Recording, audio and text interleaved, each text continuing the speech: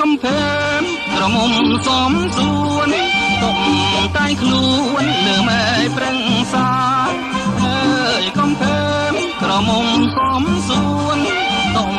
តែខ្លួនលើម៉ែប្រឹងសាតាកំភើមតែមកអួតអ្នកណារួមសង្ហារលើបមករលងល្អត្រឹមត្រង់ជាងអងបាក់សេយល់រំភើយរស់ហើយអត់បីដូចតន្ត្រីលេងបទសារវ៉ាន់រំតាមម្នាក់អាយរំបន្លាយនឹងលំអប្រាណសារវ៉ាន់រំតាមម្នាក់អាយរំបន្លាយនឹងលំអប្រាណសារវ៉ាន់រំលេងកំសា